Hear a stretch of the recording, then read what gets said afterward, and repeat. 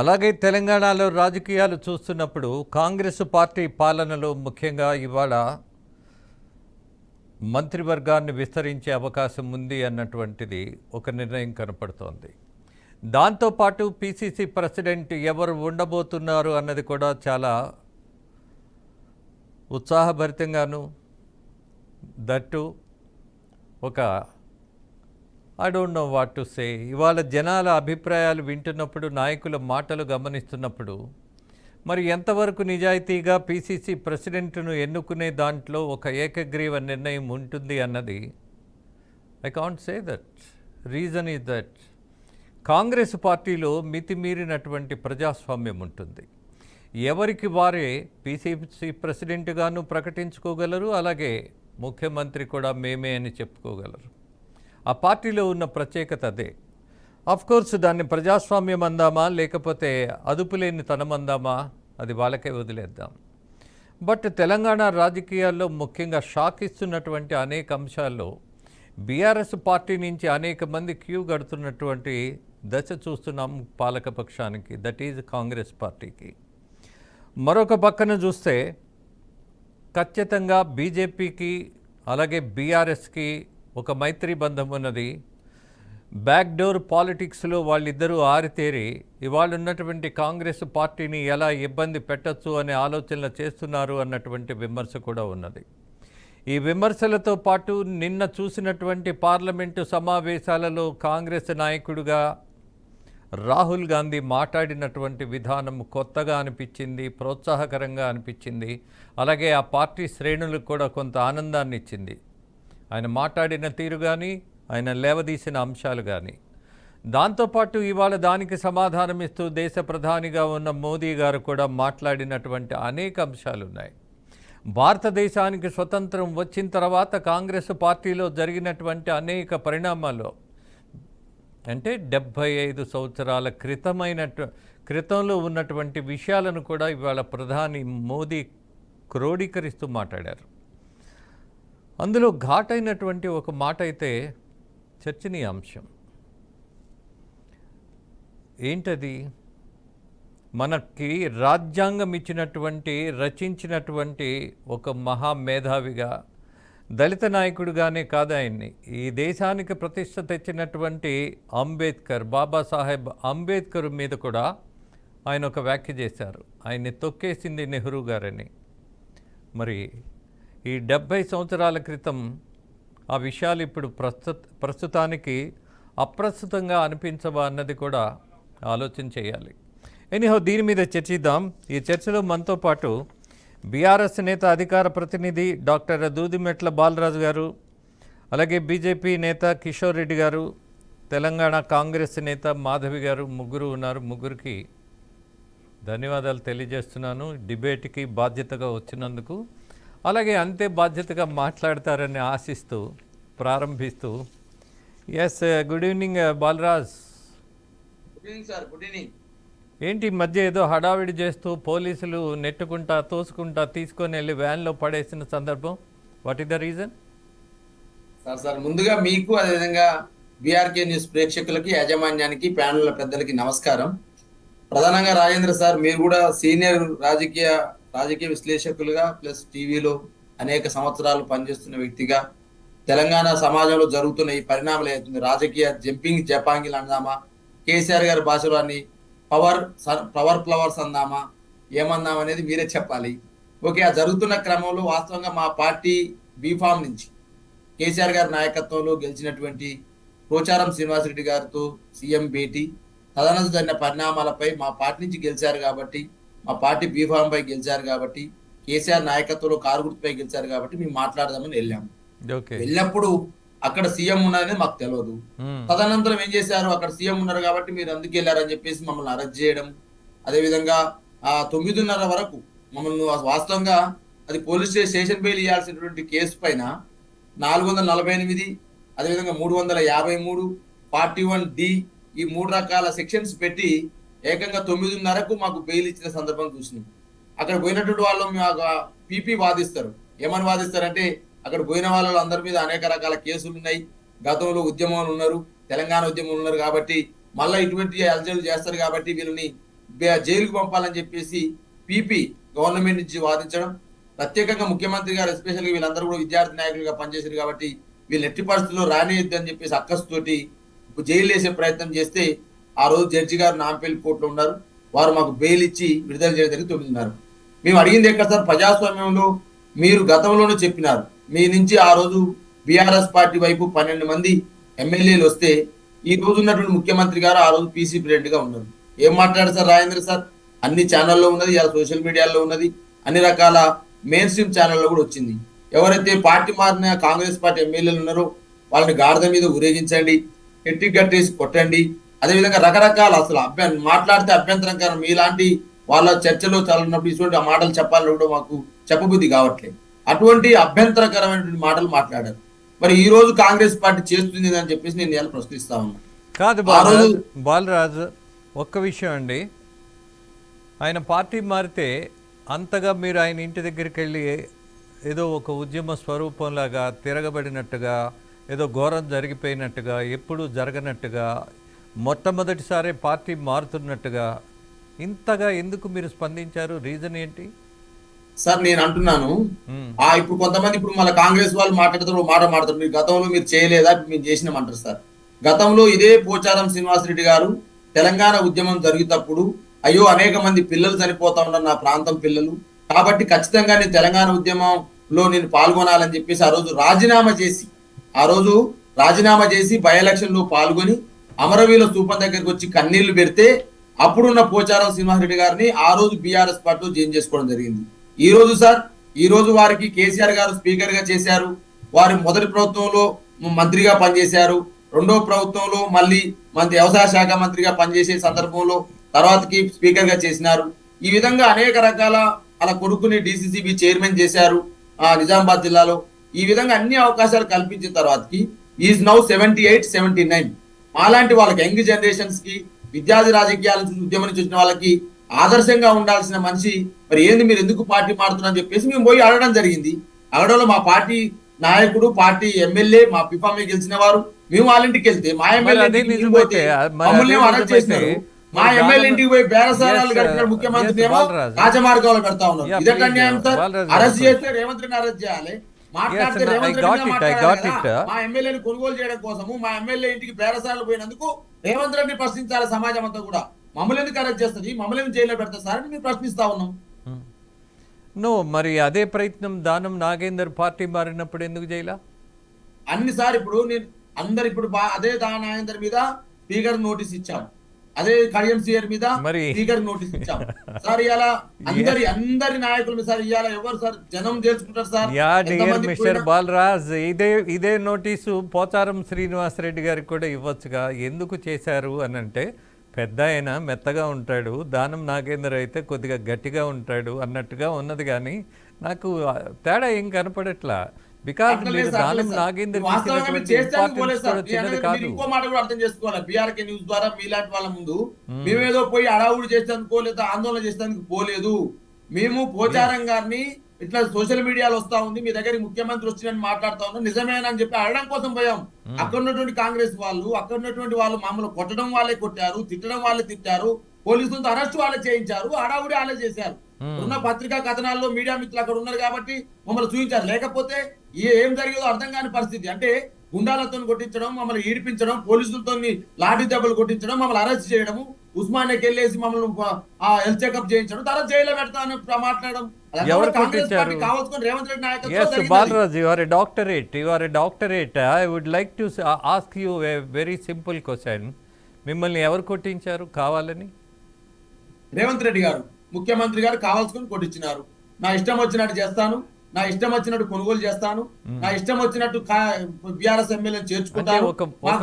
ముఖ్యమంత్రి ఒక నాయకుడి ఇంట్లో ఉన్నప్పుడు మీరు తోసుకొని లోపలికి వెళ్ళి మాట్లాడాలన్న ప్రయత్నంలో మరి శాంతి భద్రతల ఇబ్బంది రాదా, సమస్య రాదా? హిమాచల్ ప్రదేశ్ లో కాంగ్రెస్ పార్టీ ఎమ్మెల్యేలు మారినప్పుడు అనర్హత వేటు వేయాలని చెప్పి స్పీకర్ ద్వారా ఇచ్చినటువంటి మార్గదర్శకాలు తెలంగాణలో ఉన్నటువంటి స్పీకర్ దగ్గర వర్తించవా?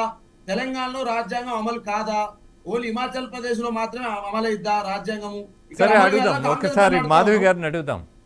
ఎస్ మాధవి గారు, ఎందుకని నమస్కారం. ముఖ్యమంత్రి గారు ఇలాంటి యువ నాయకుల మీద లాఠీలతో దాడి చేయించారు? ఇది ఎట్లా ఉంది? అందరికీ నమస్కారం. ముందుగా నమస్తే అండి. ఇక్కడ పాల్గొంటున్నటువంటి వారికి, యాజమాన్యానికి అందరికీ కూడా నమస్కారం. నేను ఇప్పుడు మాట్లాడిన దాంట్లో గమనించింది ఏంటంటే, ఏదైతే టిఆర్ఎస్ పార్టీ చేసిందో అదే మళ్ళీ కాంగ్రెస్ పార్టీ చేస్తుందని చెప్తున్నారు, కానీ అది వాస్తవం కాదు. వాస్తవానికి ఏంటంటే, ఎలక్షన్ అయిపోయి రిజల్ట్ వచ్చి ఒక 10 రోజులు సీఎం గారు ప్రమాణ స్వీకారం చేయగానే కొన్ని రోజుల్లో మనం మళ్ళీ సీఎం కాబోతున్నాము, మళ్ళీ టిఆర్ఎస్ గవర్నమెంట్ ఫామ్ చేయబోతుందని ఏదైతే కేసీఆర్ గారు మాట్లాడినరో దాన్ని బేస్ చేసుకొని, సరే వీళ్ళు ఏదో కుట్రకు తెరలేపుతుండ్రు అన్న ఒక ఉద్దేశంతో మరి మేము ఆ రోజు ఏం ప్రోత్సహించలేదు. కానీ తర్వాత పరిణామాలల్ల మరి వీళ్ళు ఏమైనా ఇంకా చేస్తారేమో, కాంగ్రెస్ పార్టీని ఏమైనా డ్యామేజ్ చేస్తారన్న ఉద్దేశంతో మాత్రమే ఇప్పుడు వస్తామని ఇప్పుడు కాంగ్రెస్ పార్టీ అవలంబించేటువంటి ఏవైతే అభివృద్ధి కార్యక్రమాలను చూసి వస్తున్నటువంటి ఎమ్మెల్యేలను కాదనలేం కాబట్టి జాయిన్ చేసుకుంటున్నాం. అంతే తప్పితే కేసీఆర్ చేర్చుకోలేదా ఆ రోజు అంటే, ఇవన్నీ కూడా ఇంతకు ముందు లేని పరిణామాలన్నీ కేసీఆర్ గారు తీసుకొచ్చారు. ఈ రోజు సమ్మె చేస్తే, లేకపోతే మేమేదో నిరసన తెలియజేయడానికి వెళ్ళినప్పుడు మమ్మల్ని అరెస్ట్ చేసిండ్రు, కొత్త సెక్షన్స్ పెట్టిండ్రు అని చెప్తున్నారు సోదరుడు. అయితే నేనేం చెప్తున్నానంటే, అక్కడికి అసలు ధర్నా చౌకే లేకుండా చేసి ఎవరు కూడా ఉద్యమాలు కానీ ఏది చేయొద్దని చెప్పింది మీ ప్రభుత్వమే. ఇప్పుడు టిఆర్ఎస్ ప్రభుత్వంలో చెప్పిందే ఇదంతా కూడా. సో అక్కడ జరిగిన పరిణామాన్ని బట్టి మాత్రమే కేసులు చేయడం జరుగుతుంది తప్పితే ఏదో కక్ష సాధింపు గాని ఇటువంటి ఎలాంటివి కూడా మా ప్రభుత్వంలో ఉండవని ముందుగానే రేవంత్ రెడ్డి గారు చెప్పడం జరిగింది. మాధవ్ గారు, అలాగే మంత్రివర్గ విస్తరణలో అలాగే పిసిసి ప్రెసిడెంట్ని అపాయింట్ చేయడంలో ఏమైనా ఇబ్బందులు వచ్చే అవకాశం ఉందా? ఏం లేదండి, ఇప్పుడు హైకమాండ్ మొత్తం డిసైడ్ చేస్తుంది.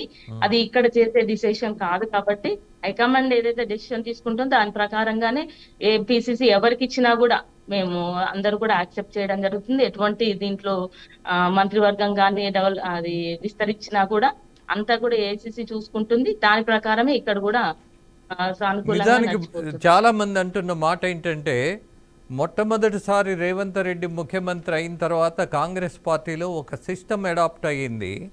అంతకుముందు పిసిసి ప్రెసిడెంటు అనగానే 10 మంది నిలబడి ప్రెస్ ముందుకు వచ్చి మేమే అని చెప్పేవాళ్ళు. బట్ ఇవాళ అది కనపడట్లేదు. అలాగే మంత్రులకు సంబంధించినటువంటి వాటిల్లో కూడా మంత్రివర్గ విస్తరణలో కేంద్రం ఏది నిర్ణయిస్తే అదే, కేంద్రం మీన్స్ కేంద్ర పార్టీ, అదే మాకు శిరోధార్యం అన్నటువంటి మాట మొట్టమొదటిగా చూస్తున్నాం అన్నట్టుగా మాట్లాడుతున్నారు, అలాగే విశ్లేషిస్తున్నారు కూడా. ఏంటి ఈ మార్పు? ఆశావాహులు చాలా మంది ఉంటారండి. ఇంతకు ముందైనా కూడా ఉంది, ఎప్పుడైనా కూడా వాక్ స్వాతంత్రం ఉంది. ఎవరైనా పెద్ద లీడర్లు, సీనియర్ లీడర్లు మేము టిపిసిసి అధ్యక్షులం అవుతామని చెప్పడంలో అది సహజంగా నడుస్తుంది. ఇప్పుడు కూడా జగ్గారెడ్డి గారు ఒక 10 ఏళ్ల తర్వాత నేను సీఎం కాబోతున్నానని చెప్పండి. సో ఇట్లా ఏంటంటే, కాంగ్రెస్ పార్టీలో ఎవరైనా తమ అభిప్రాయాలను వ్యక్తం చేసుకోవడానికి ఉంటది.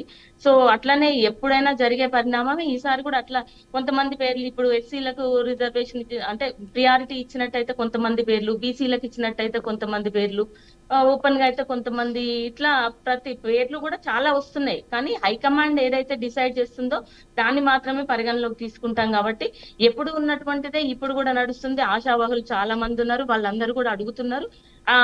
మంత్రివర్గ విస్తరణలో కూడా మాకు వస్తుండొచ్చు, మేము అంటే కుల ప్రాతిపాదికన లేకపోతే ఇంకే ప్రాంతాల వారిగా మాకు అవకాశం ఉండుండొచ్చు అని చాలా మంది ఆశావాహులు ఉంటారు. కానీ ఎవరైతే డిసైడ్ చేస్తుందో కేంద్రం ఏఐసిసి వాళ్ళు ఏదైతే డిసైడ్ చేస్తుందో దాని ప్రకారమే మంత్రివర్గ విస్తరణ కావచ్చు, పిసిసి అధ్యక్షుడు కావచ్చు చేయడం జరుగుతుంది. ఒకసారి మన బీజేపీ నేత కిషోర్ రెడ్డి గారు ఉన్నారు, ఆయన కొంచెం సంస్కారం ఎక్కువ కాబట్టి కొన్ని విషయాల మీద మనం చాలా స్పష్టంగా అడుగుదాం. Balraj, you have liberty to put any question before mister Kishore Reddy. You are also doctorate, you can ask him. He will always, ఆయన ఒక ప్రొఫెసర్ లాగా ఎక్స్ప్లెయిన్ చేస్తుంటారు కదా, అందుకని మనం అడుగుదాం కొన్ని ప్రశ్నలను. ప్రధానంగా పార్లమెంటులో అనేకమైనటువంటి విషయాలు లేవనెత్తారు కాంగ్రెస్ పార్టీ నేత, అలాగే విపక్ష నేత Rahul Gandhi. Excellent debate, excellent subject కూడా కొంత చర్చించటం జరిగింది. అభిప్రాయ భేదాలు ఉండకపోతే విపక్షము లేదు, అలాగే పాలకపక్షము లేదు. బట్ ప్రజలకు సంబంధించిన అనేక అభిప్రాయాలను విపక్షం పాలకపక్షం ముందు పెట్టడం నిన్న ఒక మంచి పరిణామం. అలాగే ప్రధానిగా ఆయన ఇచ్చినటువంటి సమాధానాలు కూడా చాలా షాకింగ్గా, బ్రేకింగ్గా ఉన్నాయి. ఎస్ కిషోర్ రెడ్డి గారు, ఎప్పుడో నెహ్రూ గారు, ఎక్కడో ఉన్నటువంటి అంబేద్కర్ గారు వీళ్ళ విషయాన్ని ఇవాళ తెర మీదకి తీసుకొచ్చారు. అంబేద్కర్ని తొక్కేసింది నెహ్రూనే, ఆ నెహ్రూ కాంగ్రెస్ పార్టీ నాయకుడే అని. అవసరమా ఇది ఇప్పుడు?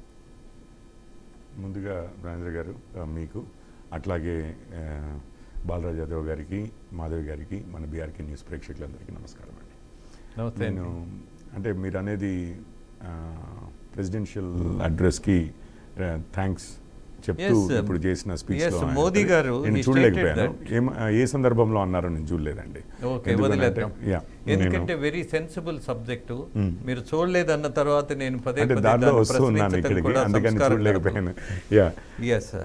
అలాగే కాంగ్రెస్ నాయకుడు మాట్లాడిన వాటికి నిన్న చాలా ఘాటైన సమాధానం మోదీ గారు కూడా చెప్పారు. అసలు హిందువుల మీద మీకు మాట్లాడే హక్కే లేదన్నారు. What is the reason? మీకే పేటెంట్ ఉందా? ఏం లేదండి, ఎవరికీ పేటెంట్ లేదు, అందరికీ ఉంది పేటెంట్, ఎవరైనా మాట్లాడచ్చు. కానీ మాట్లాడినప్పుడు ఇప్పుడు హిందువుల తరఫున మీరు మాట్లాడారు అనుకోండి ఉట్టిగానే, ఇప్పుడు ముస్లింల తరఫున ఎవరో ముస్లిం మాట్లాడారు అని అంటే ముస్లింలకి మంచి జరిగే విధంగానే మాట్లాడతారు, అంతే కదా. సో మీకు సాఫ్రన్ టెర్రర్ అని చెప్పి ఒక పదం విని ఉంటారు.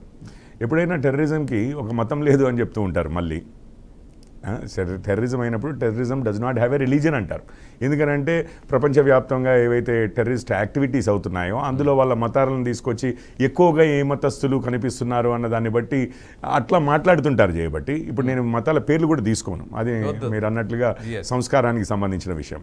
కాకపోతే ఇక్కడ కాంగ్రెస్ వారు స్పెసిఫిక్గా వారు మరి హిందువుల తరఫు నుంచి మాట్లాడుతున్నారా లేదా అనేది మీరే చెప్తురు. కానీ సాఫ్రన్ టెర్రర్ అంటే కాషాయ తీవ్రవాదము ఇండియాలో అని చెప్పేసి, ఏది మనకు పాకిస్తాన్ సైడ్ నుంచి బోట్లలో వచ్చి లేకపోతే ఇతరత్ర బాంబులు పెట్టి ముంబైని బ్లాస్ట్ చేసినప్పుడు కూడా ఒక బ్లాస్ట్ అసలు జరగంది కూడా నేను జరిగిందని చెప్పాను అని చెప్పి పవార్ గారు చెప్పడం, ఎందుకంటే సెక్యులరిజంని కాపాడడానికి అని చెప్పి.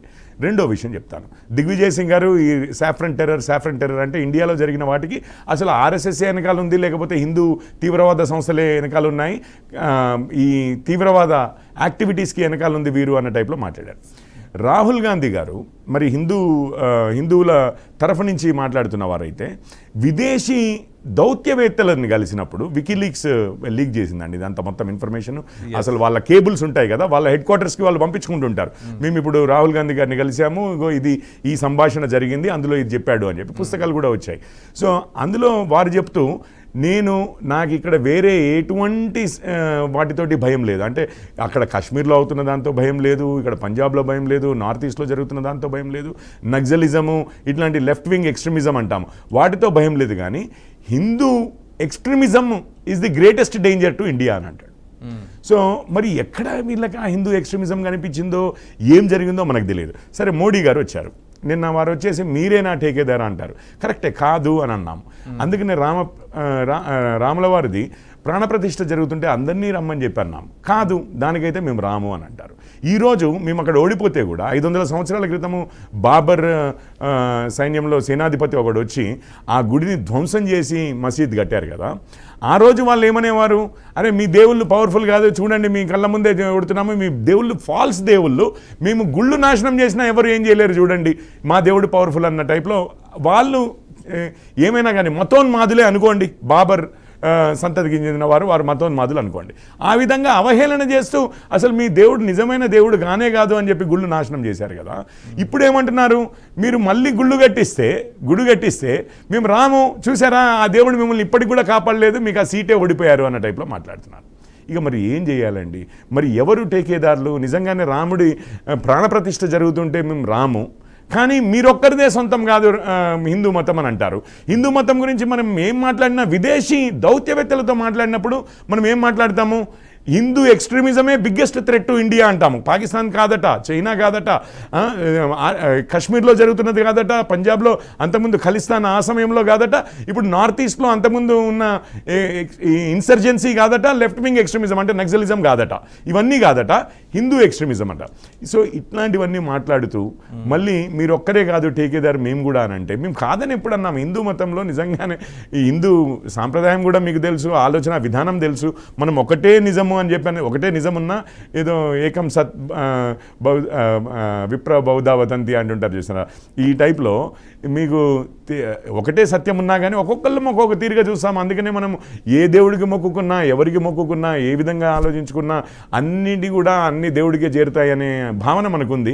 అందుకని ఇతర మతస్థులు ఇతర దేవుళ్ళని కూడా వాళ్ళు వచ్చినప్పుడు కూడా భారతదేశం ఈరోజు కాదండి, వేల సంవత్సరాల నుంచి కూడా ఇప్పుడు జ్యూస్ వచ్చారు, ప్రపంచం మొత్తంలో పర్సెక్యూట్ అయ్యారు. ఆర్మేనియన్స్ వచ్చారు, ఫార్సీకులు వచ్చారు, అంటే పార్సీస్ అంటాం వాళ్ళు వచ్చారు. వాళ్ళ దేశంలో ఈరోజు మొత్తం ఇరాన్ మొత్తము ఇస్లామిక్ అయిపోయింది. కానీ ఇక్కడ మాత్రము వీళ్ళు అజిం ప్రేమ్జీ వాళ్ళు ఇక్కడ వచ్చి మన దగ్గర సెటిల్ అయ్యి ఏదో బతికారని కాదండి, వాళ్ళు దేశంలో అత్యున్నత స్థానాలకు ఎదిగారు. అంటే ఆ విధంగా ఎటువంటి డిస్క్రిమినేషన్ లేకుండా అట్లాంటి సమాజం మనది. ఇది పట్టుకుని మీరు హిందూ దీనికి నేను రిప్రజెంటేటివ్ అని చెప్తూ మళ్ళీ విదేశీయులకంతా హిందూయిజం ఎక్స్ట్రీమిజం తోటే వచ్చింది ప్రాబ్లము. అటు పాకిస్తాన్ కాదు, మన పార్టీషన్ అయింది ఎందువల్ల అయిందో మరి వారు ఏమంటారు, ఇక లాస్ట్కి వస్తే హిందూ మతంలోనే ఉంది అది కూడా ప్రాబ్లం అని అంటారేమో. మరి ఏం చేయాలి? గుళ్ళను ధ్వంసం చేసినా, ఇంకొకటి చేసినా వారు ఏమన్నారు, శాంతి. ఇప్పుడు మీకు తెలిసిందే అండి, బ్రహ్మ సృష్టికర్త, రైట్, విష్ణుమూర్తి మొత్తం అంతా ఉన్నది ఈ స్థితిని మెయింటైన్ చేస్తారు. శివుడు ఏం చేస్తారండి, కన్స్ట్రక్టివ్ డిస్ట్రక్షన్ చేస్తారు, మొత్తం మళ్ళీ బ్రహ్మ సృష్టిస్తారు. సో ఈ డిస్ట్రక్షన్ అనేది ఏదైతే ఉందో మీరు ఏది తీసుకోండి, భగవద్గీతలో అయినా కానీ అర్జునుడికి ఎందుకు చెప్పాల్సి వచ్చింది భగవద్గీత, వైలెన్సే ఉంటుంది, మహాభారతంలో ఉంది, రామాయణంలో ఉంది, భగవద్గీతలో ఉంది. మీరు అవతారాలు ఎత్తిందల్లా కూడా పరశురాముడే అనండి, ఇంకొకటి అనండి, వామన అవతారం కూడా అనండి, మీకు ఏమి అక్కడ రక్తం కనపడకపోవచ్చు, నరసింహావతారం అనండి. మీరు ఎందుకు అంటే ఇతరులు వచ్చి మీకు దండయాత్రలు చేసినా, మీ మీద ఎటువంటి ఇది చేసినా కూడా శాంతి శాంతి శాంతి అని అన్న వాళ్ళే నిజమైన హిందువులు. కాపాడడానికి మేము రెసిస్ట్ చేస్తే మాత్రం వాళ్ళు హిందువులు కాదు అన్న టైప్లో రాహుల్ గాంధీ గారు అనడము, దాని వెనకాల ఏమి ఆలోచన ఉందో మనం ఇప్పటికే పార్టీషన్ అప్పుడు నష్టపోయాము. భారతదేశం ఇంకెన్ని జరగాలో మనకు తెలియదండి. కిషోర్ గారు, రాహుల్ గాంధీ గారు చెప్పిన దాంట్లో భారతీయ జనతా పార్టీ వచ్చిన తర్వాత హిందువులు కొంతమంది టెర్రరిస్టులుగా మారినటువంటి పరిస్థితి ఉంది అన్నారు. కానీ హిందూ సమాజం మొత్తం టెర్రరిస్టులు అయిపోయారు అనలేదు. అలాగే హిందువులంతా టెర్రరిస్టులుగా ఆలోచన చేస్తున్నారు అని అనలేదు. ఆయన దేశ సంస్కృతిని గౌరవించేటటువంటి పరిస్థితుల్లోనే ఉన్నారు. అలాగే ఆయన నేపథ్యం కూడా అలాంటిదే. I can't say that he has done a great mistake in the parliament అని.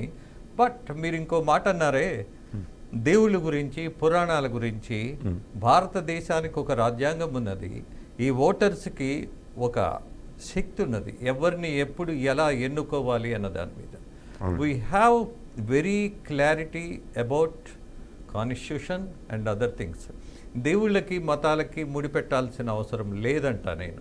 రెండోది, నేను హేతువాద అయితే ఓటర్గా కాకుండా మారిపోతానా?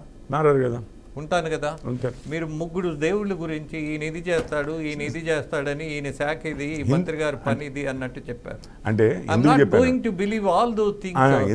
ఈ పురాణాలు మనకు అవసరం లేదండి. ఏ దేవుడు ఉన్నాడో, ఏ దేవుడు లేడో. మరి హిందువుల దేవుడే ఉంటే మరి ముస్లింల దేవుడు లేడా? పోనీ ఒక్క విషయం రాజేంద్ర గారు, అందుకనే అందరూ భారతదేశంలో అందరూ కూడా ఈరోజు మీరు చూడండి, 47 తర్వాత అయినా చూడండి సార్, మనకి డేటా ఉంది చెప్తున్నాను. ముస్లింల జనాభా ఆ రోజు ఎంత ఉండింది, ఈ రోజు ఎంత ఉండింది. నేను ఏమంటున్నాను అంటే అందరూ కూడా భారతదేశంలో ఈ సంస్కృతి మనది, ఏకం సత్ బౌద్ధ వతంతి అన్నాం కదా, విప్ర బౌద్ధ వదంతి అన్న, అది మనం నమ్ముతాము. ఏదైనా కానీ ఆ దేవుడికే చేరుతుంది అని చెప్పి కూడా నమ్ముతాము. ఆ సంస్కృతి మనది కదా. ఒక్కసారి చెప్తున్నాను. సో నేను కాదని ఎట్లా అంటాను సార్, నేను అనేదే అది. అసలు ఫస్ట్ ఆఫ్ ఆల్ నా ఒక్కడిదే ట్రూత్ కానప్పుడు వాళ్ళది ట్రూత్ అనే ఒప్పుకుంటున్నాను, వీళ్ళది ట్రూత్ అని. ఎప్పుడైతే ఆ పరమత సహనం లేకుండా ఈ దేవుడు కాదు ఆ దేవుడే గొప్ప అని అంటాము, అది దాన్ని మనం ఏ విధంగా, అవును మీరు చెప్పింది ఈ చెంప వాయిస్తే ఆ చెంప చూపించమన్నారు అన్నట్టుగానే, అది సరే, అది వేరే విషయము. కానీ ఇక్కడ మేము మా దేవుడే గొప్ప మీ దేవుడు కాదు అని చెప్పి గుళ్ళు ధ్వంసం చేస్తే, ఒకవేళ దాన్ని కాదు కూడదు అని అంటే కూడా అది మీరు అది ధర్మమా అధర్మమా అనేది, అట్లాంటి విషయాలు అయినా కానీ మీకు ఎన్ని విషయాలు లేవండి దేశంలో. ఇప్పుడు 5 సెకండ్స్ ఎన్ని విషయాలు లేవు. మీరు తీసుకొచ్చి అంత డ్రామా చేయవలసిన అవసరం ఏంది? మీరు అసలు దేవుళ్ళ విషయము పార్లమెంట్లోకి తీసుకురావాల్సిన అవసరం ఏముంది? నేను ఒక మాట అంటున్నాను. ఆయన ఇప్పుడేదో ప్రవక్తలాగా వచ్చి అసలు హిందూయిజం యొక్క డెఫినేషన్ నాకే ఎక్కువ తెలుసు, ఇంకెవరికి తెలియదన్న అసలు ఎవరే అనుకోలేరు. ఎందుకంటే హిందూయిజం సాగరం లాంటిది. అదేమో ఒక బుక్ లిమిటెడ్ కాదు, ఒక పర్టికులర్ ట్రూత్ దేవుడు వచ్చి చెప్పాడు అనేది లేదు హిందూయిజంలో. ఇట్ ఈస్ సీకింగ్ ఇదండి రిలీజియన్. కిషోర్ గారు, ప్రధానమంత్రి అన్నారు నేను దేవుడితో మాట్లాడుతుంటాను, ఆయన నాకు ఆదేశాలు ఇస్తుంటారు అన్నట్టుగా ఆయనే మాట్లాడారు. ఒకసారి మోదీ గారు కాంగ్రెస్ పార్టీ మీద చేసిన వ్యాఖ్య చూయిస్తాను.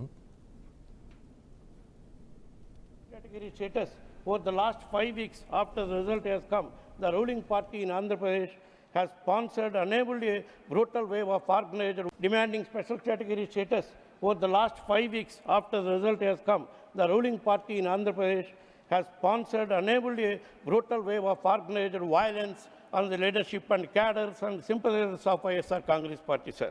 Sir, I also request that the central government to take steps to complete the Polavaram project. Yes.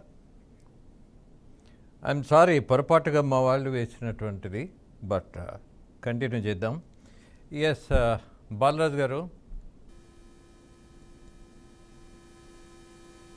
విన్నారు కదా సార్? పార్లమెంటులో జరిగినటువంటి చర్చ నిన్న ఇవాళ ఒక యువ రాజకీయ నాయకుడిగా మీరు గమనించుంటారు. జరిగిన చర్చల్లో వచ్చినటువంటి వాదనల్లో మీకు అనిపించింది ఏంటి? జరుగుతున్నది ఏంటి అక్కడ పార్లమెంట్లో? ఏం లేదు సార్, రాష్ట్రపతి ప్రసంగంలో ఏదైతే ఎమర్జెన్సీ సంబంధించి అంటే ఇందిరాగాంధీ సమయంలో కాంగ్రెస్ పార్టీ చేసినటువంటి ఏదైతే ఆకృత్యాలు ఉన్నాయో ఆ రోజు ఎమర్జెన్సీ పేరు చెప్పుకొని జర్నలిస్టుల మీద కావచ్చు, పౌర సమాజం మీద కావచ్చు, అదేవిధంగా కాంగ్రెస్ పార్టీకి వ్యతిరేకంగా కొట్లాడిన వాళ్ళ మీద కావచ్చు, ఎటువంటి దమన నీతిని ప్రదర్శించనే అంశాన్ని స్పష్టంగా ఆ రోజు ఎమర్జెన్సీ డే కావడము, ఇదంతా బీజేపీ ఆ పార్లమెంటు ఈ అంశాన్ని ముందు తీసుకురావడము, అదేవిధంగా నల్ల బ్యాడ్జీలతోటి కావచ్చు, నల్ల డ్రెస్సులతోటి నిరసన తెలియడం అనేది ఎమర్జెన్సీ వ్యతిరేకంగా ఒక భాగం జరిగింది. తదనంతరము రాష్ట్రపతి గారి ప్రసంగం ఉభయ సభలు ఉద్దేశించి మాట్లాడిన తర్వాతకి మరి ఎందుకు రాహుల్ గాంధీ గారు ఈ అంశాన్ని తీసుకొచ్చినారో నాకు అర్థం కావట్లేదు. ప్రత్యేకంగా నీట్ అనే అంశము దేశవ్యాప్తంగా చర్చ జరుగుతూ ఉంది. అంటే 25 లక్షల మందికి మాత్రమే ఎగ్జామ్ నిర్వహించింది కేంద్ర ప్రభుత్వం. 25 లక్షలకు రాసినటువంటి ఏదైతే నీట్ ఎగ్జామ్ ఉందో దాంట్లో బీహార్లో అనేక మంది పేపర్ లీక్ చేసినట్టు, అవకతవకలు జరిగినట్టు, మెరిట్ సంబంధించిన దానిలో కొంత ఇష్టం వచ్చినట్టు ఉన్నట్టు అనే దాని మీద కొంత విమర్శలు వచ్చినాయి. దాన్ని ఈ అంశంగా తీసుకోవాల్సిన సమయంలో ఎందుకు అంటే ఇప్పుడు మతం అనేది చాలా సెన్సిటివ్ అంశం. దూదిమెట బాలయ్య యాదవ్ హిందూగానే నేను బొట్టు పెడతాను, నేను చేస్తాను. కానీ ఆ అంశాన్ని ఒక బీజేపీ పార్టీకి ఒక మేమే హిందువులము, మేమే ఈ పార్టీ, బీజేపీ మాత్రమే హిందుత్వాన్ని కాపాడగలుగుతుందని చెప్పేసి అయితే వాళ్ళు మేమే దీనికి పేటెంట్ హక్కని మాట్లాడుతూ ఉన్నారు. దాన్ని నేను కూడా వ్యతిరేకిస్తాను. ఎందుకంటే కేసీఆర్ గారి కంటే పెద్ద హిందూ ఎవరు ఉంటారండి? ఇక్కడ యాదాద్రి నిర్మాణం కావచ్చు, వారు చేసిన యాగాలు కావచ్చు, వారు ఉండే విధానం కావచ్చు, అట్లని వేరే కులాల్ని కానీ వేరే మతాల్ని కానీ ఎప్పుడు కూడా మనం దేశించొద్దు అనేది మన రాజ్యాంగంలో ఉన్న లౌకిక రాజ్యాంగం అని చెప్పేసి మాట్లాడతాం. అది ఈ అంశం ఏదైతే తెర మీద రావాల్సిన అవసరం కాదు. ఇలా పార్లమెంట్ లో చర్చ జరగాల్సిన ఏ అంశం జరగాలి? ఏదైతే నీట్ నిర్వహించారో దాన్ని ఎందుకు మీరు లీక్ అయింది దాని మీద చర్చ జరగాలి. దేశవ్యాప్తంగా ఎంఎస్పీ కోసం స్వామినాథన్ సిఫార్సులు ఎందుకు అమలు చేస్తారు దాని మీద చర్చ జరగాలి. అదేవిధంగా దేశవ్యాప్తంగా పౌర సమాజం మీద జరుగుతున్న దాడుల మీద కావచ్చు, అదేవిధంగా మణిపూర్ లో జరుగుతున్న దాడుల మీద కావచ్చు, మణిపూర్ లో జరుగుతున్న ఆకృత్యాల మీద చర్చ జరగాలి. ఇలా దేశవ్యాప్తంగా ఎటువంటి డెవలప్మెంట్ చేయాలి. ఎందుకంటే 3వ ప్రధానమంత్రి మోదీ గారు అంటే నెహ్రూ తర్వాతకి, జవహర్లాల్ నెహ్రూ తర్వాతకి డైరెక్ట్ 3 సార్లు ప్రైమ్ మినిస్టర్ కావడం ఇది రికార్డు. ఆఫ్టర్ నెహ్రూ మోదీ గారు మాత్రమే అయ్యారు. మరి ఈ విధంగా ఎన్నుకోబడ్డ మోదీ గారు భారతదేశానికి ఎటువంటి అభివృద్ధిని చూపించగలుగుతారు, ఎటువంటి మార్పులు తీసుకురాగలుగుతారు అనే దాని మీద చర్చ జరగాలి. ప్రతిపక్షం కూడా ఆ ప్రయత్నం చేయాలి తప్ప ఇంకా మతాన్ని దానిలో తీసుకొచ్చి మీ హిందువులం ఏమంటలేము, మీరు ఒక్కరే హిందువులా మేము అంటే ఫస్ట్ నుంచి కూడా ఇది రాహుల్ గాంధీ మీద కొంత దీన్ని బ్లేమ్ చేస్తాం. మతం అనే దాన్ని ముందు తీసుకొస్తే భారతీయ జనతా పార్టీ ఎప్పుడైనా దీని ముందు హిందుత్వం అనే దాన్ని తీసుకొస్తే హిందుత్వం పేటెంట్ హక్కుగా తను తీసుకుంటది. ఈ అంశాల జోలికి పోతుంది.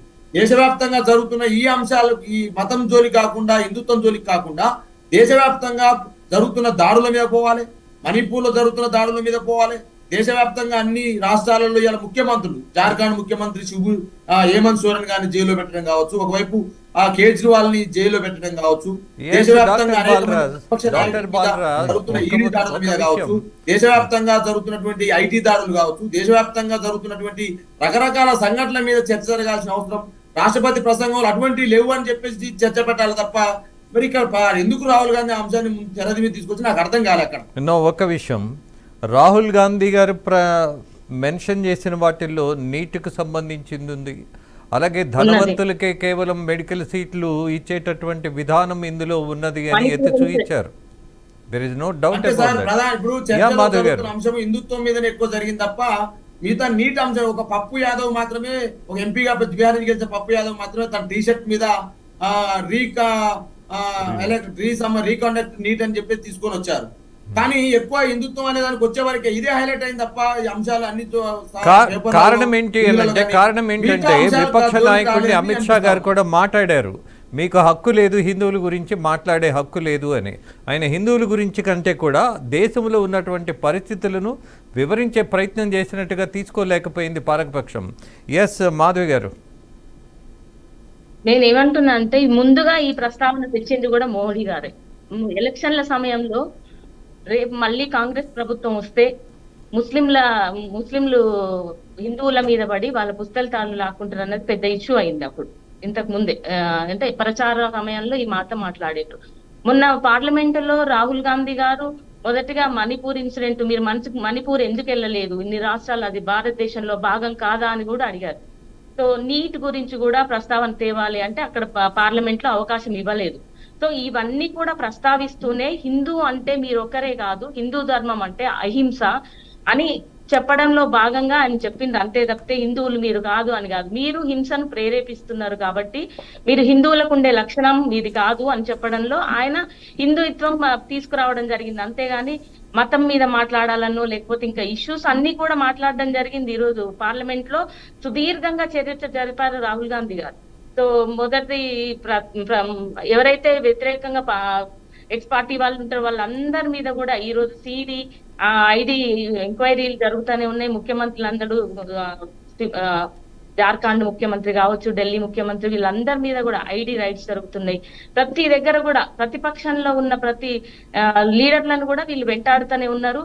ఈ రోజు రాహుల్ గాంధీ చెప్పింది ఏంటంటే రాజ్యాంగాన్ని పరిరక్షించండి, మీరు ఒకే వేలో పోకుండా ప్రతిపక్షం మీద దాడులు చేయకుండా మీరు ఒకే వేలో పోకుండా చేయాలని చెప్పడం రాహుల్ గాంధీ యొక్క ముఖ్య ఉద్దేశం. దేశంలో ఉన్నటువంటి సమస్యలన్నీ కూడా ఆయన అందులో ప్రస్తావించారు పార్లమెంట్ లో. కాకుండా అంటే మీరు ఏదైతే హిందువులను మీరు రెచ్చగొడుతున్నారో అది కరెక్ట్ కాదు, హిందువులంటే మేము కూడా ఉన్నాము, మీరు ఒక బీజేపీ వాళ్ళే హిందువులు కారు అని చెప్పడంలో రాహుల్ గాంధీ గారు సఫలమైంది ఈ రోజు.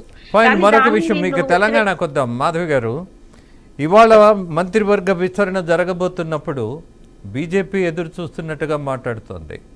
ఈ పార్టీ ఎన్ని రోజులు కలిసికట్టుగా పనిచేయగలుగుతుంది అన్న విమర్శ చేస్తున్నటువంటి నేపథ్యంలో కిషోర్ రెడ్డి గారు చెప్పండి, ఏంటి మీ అభిప్రాయం? కాంగ్రెస్ పార్టీ ఎక్కువ రోజులు కలిసి పనిచేయలేదా? ఒక్క చిన్నది ముందు మాధవి గారు మాట్లాడిన దానికి హింసను ప్రేరేపిస్తున్నారు అన్నారు. నేను హైదరాబాద్లో నా 3వ తరగతి నుంచి ఇక్కడే చదువుకున్నానండి. కాంగ్రెస్ వారు ముఖ్యమంత్రిని మార్చాలంటే హింసను ప్రేరేపించేవారు. మన ఓల్డ్ సిటీలో కర్ఫ్యూలు పెట్టేవారు, 2 రోజులు 3 రోజులు. నేను చిన్నగా ఉన్నప్పుడు అయితే ప్రతి సంవత్సరం 1-2 సార్లు వచ్చేది. ఒక 5 ఈ వర్గం నుంచి వీరి నుంచి 2 చనిపోయారు అని చెప్పి రేడియోలో వినేవాళ్ళం. అది పరిస్థితి. ఇప్పుడు మోడీ గారు వచ్చిన 10 సంవత్సరాల్లో మన హైదరాబాద్లోనే అదే హైదరాబాద్ తీసుకున్నాం. ఇట్లాంటి హైదరాబాద్లే కదా మొత్తం దేశం అంతా కలిపితే, రాష్ట్రాలు కలిపితేనే దేశం కదా. సో హైదరాబాద్లో ఏమయ్యాయండి మత కల్లోలాలు? ఏ విధంగా ప్రేరేపితమయ్యాయి? ఏం జరిగాయి? ఏమీ జరగలేదు. ఇది పరిస్థితి అండి. ఉన్న వాస్తవం అయితే ఇది. ఒకప్పుడు సిక్కులను ఊచకొత కోస్తే నిజంగానే అహింస అనంటే ఆ రోజు రాజీవ్ గాంధీ గారు ఏమన్నా అహింస మాట్లాడారు? అట్లా అనలేదు వారు. ఒక పెద్ద వృక్షం పడితే భూమి కదలదా అని అన్నారు. అంటే ఇందిరాగాంధీ గారి హత్య జరిగింది చేయబట్టి గ్యారంటీగా కొన్ని వేల మంది సిక్కులు చనిపోవాల్సిందే అన్న టైప్లో చనిపోయారు. అయితే ఏంటి, మొన్న ఆ శామ్ పిత్రోడా గారు ఏమన్నారు, వీరి గురువు ఎలక్షన్ల కోసం ఆయన ఏదో అన్నాడని చెప్పి 4 రోజులు తీసేస్తే అప్పుడే మోడీ గారు చెప్పారు ఎలక్షన్ అయిపోగానే మళ్ళీ రీఅపాయింట్ చేస్తారంటే మళ్ళీ చేశారు. ఆయన ఏమన్నాడు, హువాతో హువా, అయితే అయిందయ్యా, చంపితే చంపారు 2000 సిక్కులని, అయితే ఏంది అన్న టైప్లో మాట్లాడాడు. ఇంకా వీరు రాజ్యాంగ పరిరక్షణ గురించి మాట్లాడతారు. ఎమర్జెన్సీ పెట్టింది వీరు. ఎమర్జెన్సీ అప్పుడైతే నిజంగా పౌర హక్కులు, ఇప్పుడే వారు చెప్పారు కూడా మన బాలరాజు గారు, పౌర హక్కులు అసలు నెక్స్ట్ డే పేపర్లు 2 రోజులు పేపర్లు రానియలేదండి, న్యూస్ పేపర్లు. మళ్ళీ ఏమన్నా మాట్లాడితే మరి ఈ డిక్టేటర్షిప్లో అవి ఇవి మాట్లాడుతూ ఉంటారు. మేము ఒక విషయం, హిందూ మత విషయంలో కూడా మేమే టేకేదర్ అంటే మేమే ఓనర్లను ఏం కాదు, మీ అందరూ కూడా రావాలి అని చెప్పి మేము ఆలోచించేది కూడా. దాన్ని డివైడ్ చేయకండి, మతాన్ని వేరియస్ విధాలుగా మీరు అందులోనే కక్షలు పెంచి పోషించి విభజనలు చేసి ఇదంతా కాదు. హిందూ కాజ్ కోసం అందరము పోరాడదాము, అసలు మీరే ముందుంటామంటే ఇంకా సంతోషము అని అంటున్నాం, అంతే, అంతకుమించి ఏమీ లేదండి. వారు ముందుంటామంటే ఇంకా మేము సంతోషంగా మేమే ఫాలో అవుతాం, తప్పనేం లేదు. అయితే ఇప్పుడు మీరు అన్నారు రాష్ట్రంలో దేని గురించి వెయిట్ చేస్తున్నారని. ఇప్పుడు కాంగ్రెస్లో అయ్యే పరిణామాలతో ఇప్పుడైతే ఇమీడియట్గా బీజేపీ ఏదో చేయడం అనేది అయితే ఏమీ లేదండి. మేమున్నది 8 మంది. కాంగ్రెస్ వారికి 5 సంవత్సరాల టర్మ్ వచ్చింది. 5 సంవత్సరాల టర్మ్లో వారేమన్నా పడేసుకున్నారు, వారికి అంతర్గత కలహాలు ఏమన్నా ఉంటే అది మాకు తెలియదు. అది ఎందుకు అంటున్నామో కూడా దానికి ఒక బేసిస్ ఉంది. కాంగ్రెస్ ఇక్కడే కాదు, ఈ కాంగ్రెస్ ఇప్పుడు ఎన్ని సంవత్సరాల నుంచి ఈ రాష్ట్రంలో ఎన్ని టర్మ్స్ ఈ రాష్ట్రంలో ప్రభుత్వంలో ఉండిందో, అంటే నేను అనేది ఉమ్మడి ఆంధ్రప్రదేశ్ కూడా చూడండి, దానికి 3 రెట్లు సీఎంలు ఉంటారు, సీఎం మార్పులు ఉంటాయి. ప్రతి 5 సంవత్సరాల టర్మ్లో 2 లేదా 3, రాజశేఖర రెడ్డి గారు ఒక్కరు 5 సంవత్సరాల టర్మ్ నిండి మళ్ళీ రీఎన్నిక అవ్వబోయి మళ్ళీ కొద్ది నెలలు చేసిన తర్వాత దురదృష్టవశాత్తు చనిపోయారు యాక్సిడెంట్లో. సో నేను అనేది ఏంటి అంటే, ఏ చీఫ్ మినిస్టర్ అండి, చెన్నారెడ్డి గారా, పివి నరసింహారావు గారా, ఎవ్వరు కూడా 5 సంవత్సరాల టర్మ్ అనేది ఉండదు. ఈవెన్ పివి నరసింహారావు గారు కూడా తట్టుకోలేకపోయారు తెలంగాణ ఆంధ్ర కాంగ్రెస్ రాజకీయాలని, వారు ఉండలేకపోయారు. సో ఇట్లాంటి పరిస్థితుల్లో ఎక్సెప్ట్ ఫర్ వైఎస్ఆర్ అని చెప్పి అంటున్నాం కదా, వారి సందర్భంలో విడిగా నడిచింది. సో ఇప్పుడు వైఎస్ఆర్ శకమా ఇది, లేకపోతే మళ్ళీ ఒరిజినల్ కాంగ్రెస్ ఎట్లాగైతే ఉండేదో ఆ శకమా? ఆ శకంలో అయితే 90% సార్లు అయితే ఒకే చీఫ్ మినిస్టరు 5 సంవత్సరాలు నడవడం అనేది లేదు. ఈవెన్ ఓల్డ్ సిటీలో మత కల్లోలాలు రేపారు కదండి, వాళ్ళే చెప్పారు, మేము చెప్పడం కాదు, ఇది కాంగ్రెస్ వారే చెప్పారు. జనాలు చంపింది ఎందుకనంటే ముఖ్యమంత్రిని మార్చాలి, చెన్నారెడ్డి గారి విషయంలో అనుకుంటాయి. అది నేదురుమల్లి నాకు ఎగ్జాక్ట్లీ ఇప్పుడు సడన్ గా ఇది అవ్వలేదు. సో ముఖ్యమంత్రిని మార్చడం కోసం అని చెప్పి ఏ లెంత్ కైనా కాంగ్రెస్ వారు వెళ్తారు చేయబట్టి ఇప్పుడు మేము ఎందుకు అంటున్నామంటే వారే చేసుకోవాలి కానీ మేము చేసేది ఏమీ లేదు అంటున్నాం. ఎస్ మాధవ్ గారు, ఇవాళ అమిత్ షా గారు ఈ దేశానికి హోమ్ మినిస్టర్, మరి ఆయన గుజరాత్ నుంచి బయటికి పంపించిన సంఘటనలు కూడా ఉన్నాయిగా, మరి ఎందుకని పార్లమెంటులో ఆ అటాక్ ఎందుకు ఇవ్వలేకపోయారు? ఎమర్జెన్సీని ఎత్తారు కదా, ఎమర్జెన్సీని గురించి ఎప్పుడో జరిగిపోయినటువంటి ఒక రాజకీయ నిర్ణయాన్ని ఇవాళ తీసుకొచ్చి పార్లమెంటు వేదికగా చర్చించారు కదా. మరి గుజరాత్ నాయకులు ఎవరైతే ఉన్నారో వాళ్ళ మీద కేసులు పడ్డాయి, వాళ్ళని ఆ రాష్ట్రంలో ఉండటానికి వీల్లేదనే నిర్ణయాలు వచ్చినాయి. మరి ఆయన ఇవాళ హోంమంత్రిగా ఉన్నారు కదా, ఆ విషయాన్ని మీ పార్టీ నాయకులు ఎందుకని ఎత్తి చూపించలేకపోయారు? పార్లమెంట్ చూపించాము, ప్రతిసారి కూడా అది ఎత్తి చూపిస్తున్నాం. అదొక్కటే కాదు, మేము ప్రతిసారి వాళ్ళ ప్రస్తావన పార్లమెంట్ లో వస్తూనే ఉంది. ఇప్పుడు ఇంతకు ముందు ప్రధానమంత్రి గారు మాట్లాడిన మాటల మీద కావచ్చు, రాహుల్ గాంధీ మొన్న రేప్ కేసు గుజరాత్ లో జరిగింది, దాన్ని వీళ్ళు ప్రస్తావించిండ్రు. మా పార్టీ నుంచి విమర్శలు వస్తానే ఉన్నాయి, కానీ వాళ్ళు దీన్ని పబ్లిష్ కానియకుండా కొంత దాన్ని తొక్కిపెట్టే ప్రయత్నం. సరే ఫైన్, మీ పార్టీ మీద అమిత్ షా గారు మాట్లాడింది ఒకసారి చూపిస్తాను.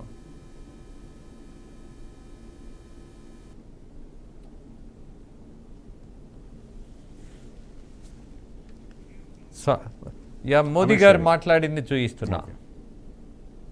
सीधा मुकाबला था या जहां कांग्रेस मेजर पार्टी थी और साथी के पास 1, 2, 3 सीटें थी, वहां कांग्रेस का स्ट्राइक रेट सिर्फ और सिर्फ 26% है, 26% है. लेकिन जहां किसी का पल्लू पकड़ करके चलते थे, जहां वो जूनियर पार्टनर थे, किसी दल ने उनको कुछ दे दिया मौका, ऐसे राज्यों में कांग्रेस जहां जूनियर पार्टनर थी उनका स्ट्राइक रेट 50% है और कांग्रेस की 99 सीटों में से ज्यादातर सीटें उनके सहयोगों ने उनको जिताया है और इसलिए मैं कहता हूं ये परजीवी कांग्रेस है। 16 राज्यों में जहां कांग्रेस अकेले लड़ी वहां उसका वोट शेयर इस चुनाव में गिर चुका है। आदरणीय सभापति जी, गुजरात, छत्तीसगढ़ और मध्य प्रदेश इन 3 राज्यों में जहां कांग्रेस अपने दम पर लड़ी। ఎస్ డాక్టర్ బాలరాజ్ మీరు విన్నారా? మేడం మీరు కూడా విన్నారా? విన్నాం. మీకు అర్థమైందిగా? Then you can start. చరిత్రను వెతికిరించడం అనేది వీళ్ళకి అలవాటైపోయిందండి. చరిత్రను మొత్తం తోడి ఇప్పుడు గాంధీని బదులుగా గాడ్సేని పొగడడం. సో ఈ బీజేపీ వాళ్ళు ఇది ఒక వ్యసనంగా పెట్టుకున్నారు, చరిత్రను అంతా కూడా హీనం చేయడం అనేది. నెహ్రూ గారిని కూడా ఈరోజు అంబేద్కర్ గారిని ఏదో చేసిందని చెప్పడం, ఇవన్నీ కూడా బీజేపీ వాళ్ళు పాతవన్నీ తీసి దాన్ని వ్యతిరేకంగా అంటే చరిత్రనే తిరగరాస్తున్నారు వీళ్ళు. సో దీన్ని మేము వ్యతిరేకిస్తున్నాము. కాంగ్రెస్ పార్టీ తరఫున ఉన్న విషయాలను మాట్లాడకుండా ఉన్న సమస్యలను ఇతర రాష్ట్రాల్లో అన్ని రాష్ట్రాలలో ఉన్న సమస్యలను వదిలేసి ఎప్పుడో ఇండిపెండెన్స్ అప్పుడు జరిగింది, దాని తర్వాత నెహ్రూ గారి హయాంలో జరిగినవి, వీటన్నిటిని తీసుకొని వాళ్ళ గాంధీని కూడా వెక్కిరించే స్థాయికి దిగజారిందండి. దాన్ని మేము తీవ్రంగా వ్యతిరేకిస్తున్నాం. మేము మా సమస్యలన్నీ కూడా ఇప్పుడు మణిపూర్ ఇన్సిడెంట్ జరిగినప్పుడు కూడా ఈ రోజు వరకు కూడా మోడీ గారు ఒక్క మాట కూడా మాట్లాడిన సందర్భం లేదు దాని మీద. మరి జరిగిన ఇన్సిడెంట్ ఎందుకు మాట్లాడతలేరు? ఏమైనా ప్రతిపక్షం మీద వీళ్ళ నోర్లు మూయించాలి, మాకు సపోర్ట్ చేయించుకోలే అనే ఉద్దేశం తప్ప అక్కడ వీళ్ళకు ఇంకో ఉద్దేశం అయితే కనిపించట్లేదు. ఉన్న చరిత్రను కూడా తోడి మహా నాయకులను కూడా వాళ్ళు భ్రష్టు పరీక్షే పరిస్థితికి ఈ రోజు బీజేపీ తీసుకొస్తుందని మేము అంటే కాంగ్రెస్ వాళ్ళు అవ్వడం వల్లనా మరి అది దేని వల్లనో కానీ నెహ్రూ గారిని కూడా ఈ రోజు విమర్శిస్తున్నారు. నేను దాన్ని తీవ్రంగా వ్యతిరేకిస్తున్నాం మేము. ఎస్ బాలరాజ్, కావాలని చేస్తుందా బీజేపీ? సార్ ఇప్పుడు ఏం లేదు సార్, ఇప్పుడు దేశ చరిత్రలో జరిగినటువంటి పరిణామాలు, అప్పుడు అంబేద్కర్ గారు, అదేవిధంగా మంత్రివర్గం, అదేవిధంగా అంబేద్కర్ జరిగిన అవమానాలు, గాంధీ తర్వాత గాడ్సే, ఇవన్నీ కొత్త వస్తా ఉన్నాయి. మీరు కూడా చూస్తా ఉన్నారు.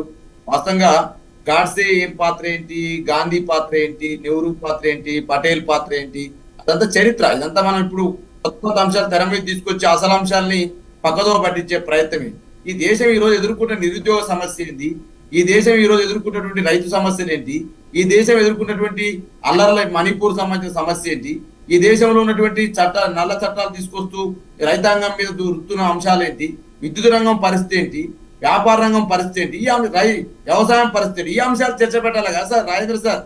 చర్చ పెట్టాల్సింది 75 సంవత్సరాల అమృత భారతదేశంలో మరి ఏం జరుగుతుంది? నిరుద్యోగ సమస్య మీద చర్చ పెట్టడానికి సమస్య కాదా? వ్యవసాయం మీద చర్చ పెట్టకూడదా? స్వామినాథన్ సిఫార్సు ఎందుకు అమలు చేయడం చెప్పేసి ప్రభుత్వాలు 50% సార్ 50% సంబంధించిన దానికి రెట్టింపు ఇవ్వాలని చెప్పిన ఖర్చు దానికంటే ఖర్చు 50 రూపాయలు అయితే 100 రూపాయలు మనం ఇవ్వాలని ఎంఎస్పీ రేట్ ప్రకారం స్వామినాథన్ సిఫార్సు అమలు చేయాలని చెప్పి 2005లో జరిగిన చట్టాలు. 2005 నుంచి అలా ఎన్నసార్ 2024 అంటే సుమారు 19 ఏళ్ళు అవుతుంది. ఇంతవరకు చట్టాలు అమలు లేదు. దాని మీద కొట్లాడమని కొట్లాడితే 700 మంది రైతులు చచ్చిపోయినారు. ఇవాళ దేశంలో బుల్డోజర్ పరిపాలన జరుగుతా ఉంది. ఈ అంశాల పట్ల మాట్లాడాలి. పటేల్ అంశాన్ని తీసుకొచ్చి, నెహ్రూ అంశాన్ని తీసుకొచ్చి, సార్ ఇప్పుడు గాంధీ పాత్ర ఏందనేది తెలంగాణ సమాజమే కాదు భారతదేశ సమాజానికి, ప్రపంచ సమాజానికి తెలుసు గాంధీ పాత్ర స్వతంత్రోద్యమంలో. ఇవాళ కొంతమంది ఎంపీలు, భారతీయ జనతా పార్టీ ఎంపీలు గాడ్సేని దేవుడుగా, గాంధీని ఇంకో రకంగా మాట్లాడుతున్న సందర్భాలు చూస్తుంటే బాధ అనిపిస్తా ఉంది. ఓకే, ఇవాళ భారతీయ జనతా పార్టీ ఒక హిందుత్వ ఎజెండాతోటో లేకపోతే భారతదేశ మౌలిక స్వరూపాన్ని మార్చడంతో ఆ రోజు గోల్వార్కర్ కావచ్చు, ఎగ్వార్ కావచ్చు, చాలా మంది, శ్యామ్ ప్రకాష్ ముఖర్జీ లాంటి వాళ్ళు, అదేవిధంగా అటల్ బిహారీ వాజ్పేయి లాంటి వాళ్ళు, అద్వానీ లాంటి వాళ్ళు, అనేక మంది దాంట్లో పాల్గొన్న వాళ్ళు ఉన్నారు. ప్రతిపక్షానికి గొంతుకని ఇచ్చిన వాళ్ళు ఉన్నారు. వాజ్పేయి లాంటి వాళ్ళు అయితే ప్రతిపక్ష నాయకుడిగా వేరే వాళ్ళు అంటే ఆ రోజు నెహ్రూ గారు ప్రతిపక్ష నాయకుడిగా వాజ్పేయి ఉన్నప్పుడు వాజ్పేయిని బయటికి పంపిన సందర్భాలు కూడా ఉన్నవి. వారి యొక్క సలహాలు తీసుకున్న సందర్భాలు ఉన్నవి. ఈ రోజు పార్లమెంట్ లో కానీ రాష్ట్ర శాసనసభలలో కానీ జరుగుతా ఉందా? అదేవిధంగా కేంద్రం అధికారంలో ఉంటే కేంద్రంలో ఏ పార్టీ ప్రభుత్వం ఉంటే ఆ పార్టీ ఆ అధికారంలో రాష్ట్రాలకు మాత్రమే నిధులు ఇవ్వడం, ఆ రాష్ట్రాలకు సంబంధించిన ప్రాధాన్యత ఇవ్వడం, అదేవిధంగా ప్రాంతీయ పార్టీ నిధులు ఇవ్వకపోవడము ఇవన్నీ జరుగుతా ఉన్నాయి సార్. ఇవాళ నేను అడుగుతా ఉన్నా, ఓకే అదంశం ఒకవైపు, ఇలా నేను రాష్ట్ర శాసనసభ రాష్ట్ర మంత్రివర్గ కూర్పు మీద మాట్లాడుతా ఉన్నాను. మన సోదరుడు కిషోర్ రెడ్డి గారి దగ్గర నుంచి సమాధానం తీసుకోవాలిగా, వదిలేస్తే ఎలా సమయం అయిపోతుంది కదా, మీరే అవకాశం ఇచ్చిన వాళ్ళు అవుతారు. రెండోది, అసలు చాలా బలీయమైనటువంటి ప్రభుత్వంగా వాళ్ళు బీజేపీ నాయకులు చెప్పుకుంటున్నారు కదా, ప్రపంచాన్ని గెలిచినటువంటి నాయకుడు ఎవరు అనంటే అమిత్ షా అని ఒక నివేదిక వస్తోంది. కానీ భారతదేశంలో ఇటీవల జరిగిన పార్లమెంట్ ఎన్నికల్లో సీట్లు చూస్తే బీజేపీకి తగ్గిపోయినాయి. మరేంది, మీరు ఎందుకని ఇంత దాడిగా, ఇంత ఘాటుగా విమర్శలు కానీ పద్ధతులు కానీ, ఇజ్ ఇట్ రీజనబుల్? విమర్శలు ఎవరు చేశారండి? ఈరోజు మీరు చూసే ఉండుంటారు. అంటే నేను కొద్ది భాగాలు ఇప్పుడు కూడా చూస్తున్నాను, కొద్ది భాగాలు చూశాను. అంబేద్కర్ గారిది మాట్లాడమంటే కూడా నేను మాట్లాడగలను. ఇప్పుడు నాకు సందర్భం అర్థమైపోయింది, గ్యాప్లో నేను గూగుల్ చేశాను. సో ఇప్పుడు మీరు మోడీ గారు లేచి నిలబడి నుంచి అప్పటి నుంచి వారు ఫినిష్ అయ్యేంత వరకు ఒక్క క్షణం మన దేశ ప్రధానమంత్రి కదా, ఎన్నికయ్యారు, రాజ్యాంగబద్ధంగా ఎన్నికయ్యారు, దేశ ప్రధానమంత్రి, ఒక్క క్షణమైనా వారిని మాట్లాడనిచ్చారా? మీరే చెప్పండి. వారు ఆ sound, background noise, Rahul Gandhi గారిది మొన్న చూశానండి, నిన్న చూశాను, ఈరోజు పొద్దున చూశాను. అసలు వారు మాట్లాడుతున్నప్పుడు ఎవ్వరూ ఆటంకం జరపలేదు, ఏమీ లేదు. మధ్యలో ఒక ఇంటర్వెన్షను, దాని తర్వాత ఆయన మాట్లాడుతూ పోతున్నాడు, అట్లాగే కామ్గా కూర్చొని వింటున్నారు. ఇది ప్రజాస్వామ్యం అంటే అండి. మనం మాట్లాడడము, దాని తర్వాత అరిచేసి, ఇప్పుడు మీ ముగ్గురం మాకున్న సంస్కారము ఈరోజు పార్లమెంట్లో మాకు కనపడలేదు. ఆపోజిషన్లో నుంచి మా ముగ్గురికి ఉన్న సంస్కారం, ముగ్గురం మాట్లాడినప్పుడు ఎవరు ఇంటర్ఫియర్ కాలేదు. వారు మేము గాడ్సేని ప్రేమిస్తామని చెప్పి అన్నా, ఇంకొకటి అన్నా, ఏది అది అబద్ధమే అయినా కానీ నేను ఇమ్మీడియట్గా వారిని ఏమి ఆపలేదు. నేను నా ఎక్స్ప్లెనేషన్ ఇచ్చుకోవడానికి నాకు టైం ఉంటుంది. అందుకని ఆ మాత్రం సంస్కారం లేకుండా ఈరోజు ఎన్డీ కూటమి మాత్రం బిహేవ్ చేసింది. అక్కడే ఉన్నారు వారి నాయకులు, leader of the opposition, constitutional position ఈసారి, పోయినసారి లేదు. రాహుల్ గాంధీ గారు ఒక్కసారి ఇది కాదయ్యా, వారు విననివ్వండి, ప్రజల కోసం కదా. ఇది పార్లమెంట్ పెట్టుకున్నది మన ఇద్దరం ఆర్గ్యూ చేసుకోవడానికి కాదండి, అది లైవ్ బీమ్ చేస్తున్నది కూడా ప్రజల కోసము. ప్రజలు ఖర్చు పెట్టారు, ప్రజలు పైసలు ఇచ్చారు, మీ అందరికి శాలరీలు వస్తున్నాయి, మా పని చేసి పెట్టడానికి మేము పంపించాము అక్కడికి. సో ప్రజా సేవకులం మనము, ఆ ప్రజల పని జరగాలి కదా. మరి అవతల ఇద్దరు మాట్లాడుతున్నప్పుడు ఆ మాత్రం గౌరవం ఉండాలి కదా. అది అక్కడనే మీకు తెలుస్తుందండి ప్రజాతంత్రం మీద ఒకటి. రెండో విషయం, కిషోర్ గారు చిన్న కరెక్షన్, ఈ బ్యాక్గ్రౌండ్ మ్యూజిక్ అంతా ఎన్డీఏ నుంచి వచ్చిందా? మోదీ గారు మాట్లాడి ఎన్డీ కూటమి నుంచి అరుస్తూ పోతున్నారు. మీరు ఇప్పుడు సౌండ్ పెడితే ఏ వీడియో అయినా క్లిప్ ప్లే చేయండి. ఇప్పుడు ప్లే చేసిన క్లిప్లోనే వారు చెప్తున్నారు, ఇప్పుడు ఏమైంది, ఒక కాంగ్రెస్ పార్టీ అనేది ఒక పారాసైట్ లాగా తయారైంది అని చెప్పారు. మీకు తెలిసే ఉంటుంది, వారు స్టాటిస్టిక్స్ చెప్పారు. కాంగ్రెస్ తాను సొంతంగా నిలబడ్డ దగ్గర తక్కువ సీట్లు గెలిచింది బీజేపీతో డైరెక్ట్ ఫైట్ ఉన్నప్పుడు. కానీ ఎక్కడైతే తమిళనాడు, కేరళ వీళ్ళందరూ తోక పార్టీ లాగా వ్యవహరించిన దగ్గరనేమో వాళ్ళు ఎక్కువ గెలిచారు. ఎందుకంటే వారు తోకగా ఉండి అసలు మెయిన్ పక్షి వేరే ఉంటుంది కదా, వాళ్ళు లేవడం వల్ల అంటే వాళ్ళ ఓటు బేస్ మీద వీళ్ళు గెలిచారు. కానీ ఈ వచ్చిన 99లో కూడా వాళ్ళ అంటే స్టాటిస్టిక్స్ చెప్పారండి, ఇదేమి అబద్ధాలు వాస్తవాలు చెప్పారు. తమిళనాడులో మీరు ఒక సీటు గెలిచారా? మేము గెలవలేదు, కానీ మేము గెలవని దగ్గర మాకు రాలేదు. అయినా కానీ 240 వచ్చాయి, అయినా 240 వచ్చాయి. 99 మేము ఇప్పుడు పార్టీల మా సొంత బలంతో గెలిచామా, ఏ విధంగా గెలిచామా అనే దాంట్లో వారు ఒక అనాలిసిస్ చేశారు. చేసి 99 వచ్చిన దగ్గర కూడా ఏమైంది అని అంటే, మీరు తమిళనాడు, కేరళ, ఇతర పార్టీలు, యూడిఎఫ్ ఉంటుంది మీకు తెలిసిందే, వాయనాడులో గ్యారంటీగా రాహుల్ గాంధీ గారు గెలుస్తారు, దాని తర్వాత ప్రియాంక గాంధీ గారు కూడా రేపు వచ్చి గెలుస్తారు. నిన్న అసలు వారు హిందూ మతాన్ని తీసుకొచ్చిందే అందుకు, వాయనాడుకి సిగ్నల్ చేస్తున్నారు. చెల్లె అవుతారు అనుకుంటా, చెల్లె కూడా వస్తున్నారు. ఇక ఇది ఆ ఇష్యూ, మత ఇష్యూ తీసుకొచ్చిందే అందుకు. వాయనాడులో ఏమైతే నడుస్తుందో ఆ మాటలు మాట్లాడారు నిన్నంతా. అందుకని సో అది ఎట్లాగూ ఉంటుంది. దాని మీద జస్ట్ క్రిటికల్ అనాలిసిస్ అండి. అది పరిస్థితి కాంగ్రెస్ది అని అన్నారు. దాంట్లో ఏముంది? ఇంకొక విషయం అండి, ఇంతకుముందు గాంధీ గారు గాంధీని కూడా వ్యతిరేకిస్తున్నారు అన్నారు. ఏ గాంధీ గారిని అంటున్నారు మీరు? రాహుల్ గాంధీని అయితే మేము తప్పనిసరిగా వ్యతిరేకిస్తున్నాము. అదే మోడీ గారు అసలు గాంధీ గారి విషయంలో కానీ ఇంకొకరి విషయంలో ఒకరిద్దరు ఎవరో మాట్లాడినప్పుడు కూడా ఇమీడియట్గా ఇది క్షమించరాని నేరం అని చెప్పి కూడా అన్నారు. అండ్ ఇక అదంతా వదిలేయండి, మా ఆఫీస్లో మేము పెట్టుకునే ఫోటోల్లో ఎవరి ఉంటాయి, గాంధీయన్ సోషలిజం అనేది ఎప్పుడు మేము అడాప్ట్ చేసుకున్నాం, ఇవన్నీ కూడా అది ఇప్పుడు మాట్లాడమంటే నేను ఒక అర్ధగంట సేపు మాట్లాడతాను. కాకపోతే పాయింట్స్ ఏంటంటే, ఇప్పుడు గాంధీ గారి గురించి మీరు మాట్లాడుతున్నారు కదా, నేను ఒక్కటే మాట చెప్తాను. నిజంగానే మీలో ఎంతమంది అండమాన్స్కి వెళ్ళారో నాకు తెలియదు. సెల్యులర్ జైలు అని ఉంటుంది, పోయిన వాళ్ళందరూ వెళ్తారు సెల్యులర్ జైలుకి. మొత్తం చైన్లు వేసి ఒక చిన్న రూమ్ ఉంటుంది, ఒకటే చిన్న విండో, అందులో కూడా డైరెక్ట్గా బయట ప్రకృతి కనపడనీయకుండా ఒక షేడ్ ఉంటుంది, లైట్ కొద్దిగా రూమ్లోకి వస్తుంది. దశాబ్దాల పాటు సావర్కర్ గారిని అందులో ఉంచితే ఎంత నీచంగా తీసి పారేస్తారండి. ఆయన ఫ్రీడమ్ ఫైటర్ అండి, ఆయన ఫ్రీడమ్ ఫైటరు, ఆయనని ఎంత నీచంగా తీసి పారేస్తారు కాంగ్రెస్ వారు. ఎందుకనంటే మేము ఇష్టపడతాము, ఆయన ఐడియాలజికల్ బేసిస్ మీద మీరు ఇది చేస్తారు. అట్లా కాదు, మీరు గౌరవం ఇవ్వకపోవడం అనేది కాంగ్రెస్ నెహ్రూ కుటుంబం తప్పించి మిగిలిన వాళ్ళందరినీ, అసలు స్వాతంత్రం ఎక్కడ వచ్చింది అంటే ఇక్కడ కేసీఆర్ గారి వల్లే తెలంగాణ వచ్చింది, అక్కడ నెహ్రూ వల్లే నెహ్రూ గాంధీ, ఎందుకంటే గాంధీ పేరు వీరు తీసుకున్నారు చేయబట్టి వీళ్ళందరి పేర్లు గాంధీ అయింది చేయబట్టి గాంధీ గారిని ఎలివేట్ చేయాలి, నెహ్రూ గారిని ఎలివేట్ చేయడంలో తప్పు లేదు. కానీ మిగిలిన వారందరినీ, ఇక్కడ కేసీఆర్ గారిని ఎలివేట్ చేయడంలో తప్పు పట్టట్లా నేను, కానీ మిగిలిన వారు ఇంకెవరూ ఏమీ చేయలేదు, ఆయన ఒక్కడే తెలంగాణ తీసుకొచ్చాడని ఎట్లయితే చెప్తారో మీరు సుభాష్ చంద్రబోస్ గారి గురించే కానీ, పటేల్ గారి గురించే కానీ, అంబేద్కర్ గారి గురించే కానీ, అంబేద్కర్ గారిది ఎందుకు తీసుకురావాల్సి వచ్చింది చదువుతాను, వారి రెసిగ్నేషన్ లెటరు స్టేట్మెంట్ ఇస్తారు పార్లమెంట్లో వచ్చి చెప్తాడు. అసలు మీరు ఎస్సీ ఎస్టీలకు ఇంత అన్యాయము, అసలు దళితుల పరిస్థితి ప్రపంచంలో ఇంకెక్కడ ఏ శక్తిది ఇంత పరిస్థితి లేదు, ఒక సెక్షన్ ఆఫ్ పీపుల్ది ప్రపంచంలో ఇంకా ప్యారలల్ లేదు. మీరు ఓన్లీ ముస్లింలకే ఇది చేస్తున్నారు, ఎస్సీ ఎస్టీలను మీరు అసలు పట్టించుకోవట్లేదని డైరెక్ట్గా అంటారండి అంబేద్కర్ గారు. అది పార్లమెంటరీ రికార్డు, అది విషయం. ఇవి ఎందుకు అని అంటారంటే రిజర్వేషన్స్ మీద మొన్న అయింది కదా ఎలక్షన్లు అప్పుడు, వారే చెప్పారు కదా ఎలక్షన్లప్పుడు రిజర్వేషన్లు ఏ విధంగా తీసుకొచ్చారో ఆ విషయం గ్యారంటీగా అంబేద్కర్ గారిని తీసుకురావాల్సి వస్తుంది. నెహ్రూ గారి ఐడియా ఏముండే రిజర్వేషన్స్ మీద, ఆయన నో చెప్పారు. జాబ్స్లో రిజర్వేషన్ తెచ్చినప్పుడు ఇండియా సెకండ్ క్లాస్ కంట్రీ అవుతుందని చెప్పారు. రాజీవ్ గాంధీ మండల్ కమిషన్ ఆయన ఒక్కడే అంటే కాంగ్రెస్ ఒక్కటే అపోజ్ చేసింది మండల్ కమిషన్ ని. There are so many controversies on this subject. ఖచ్చితంగా అసలు ఈ దేశంలో రిజర్వేషన్స్ అనే పేరిట ఓట్ల బ్యాంకుగా మారినటువంటి పరిస్థితి గమనించాం. కానీ రిజర్వేషన్ ఇచ్చి వాళ్ళని మనం ఆర్థికంగానో నైతికంగానో సామాజికంగానో పైకి తీసుకెళ్దామన్న ప్రయత్నం సఫలీకృతం కాలేదు. There is something wrong. ఇప్పటికీ రిజర్వేషన్లు తీసుకుంటున్నటువంటి వాళ్ళు కూడా వాళ్ళు ఐఏఎస్ ఆఫీసర్లైనా వాళ్ళకు సంబంధించినటువంటి సామాజిక వర్గాలను కూడా గుర్తించినటువంటి ఒక సంకుచిత మనస్తత్వంలో ఉన్నటువంటి సమాజంలో అసలు రిజర్వేషన్ల మీదే పెద్ద చర్చ జరగాల్సిన అంశంలో నేను చివరిగా దీన్ని అలా అబ్రప్ట్గా మీరు చెప్పినటువంటి అభిప్రాయాన్ని కూడా కౌంటర్ చేయకుండా వదిలేయాల్సిన పరిస్థితి తప్పదు. కాబట్టి మనం వేరే డిబేట్లో ఖచ్చితంగా వీటి మీద చర్చిద్దాం.